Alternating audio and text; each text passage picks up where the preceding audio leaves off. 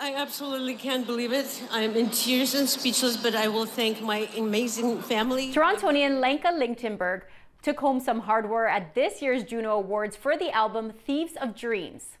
Lenka's mother and grandmother are Holocaust survivors, and her album was based on poetry that her grandmother wrote during the war. Well, I found these booklets in my mom's desk in Prague in an apartment where she lived. And when she passed, I was going through her things and I found these, and I didn't know what it was. But one of the booklets says poems my mom, so that would be my grandmother, wrote during the war, 1940 to 1945. So I knew what it was. And then I found out that there's poems in there in my grandmother's handwriting. Clearly they were written in a very difficult situation, which would be in a concentration camp where the whole family was deported to, Theresienstadt. And so you would expect that that's what it's about, some horror, which was all around them. But instead, my grandmother actually focuses on relationships.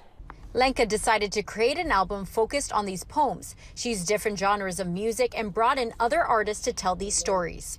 I didn't want this to be about me and my music. I wanted this to be kind of a little more universal by very different perspectives of other women. At one point, I decided to bring my mom into it. And so there is a track there. It's called I Have My Own Grief, where I use the voice of my mother, which is from a documentary that she did for Czech TV.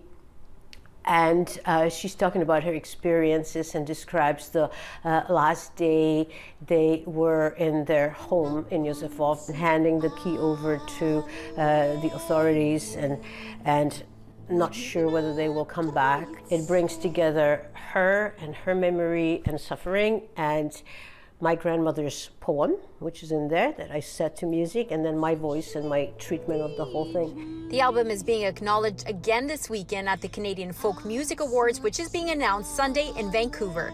For City News, I'm Stella Acquisto.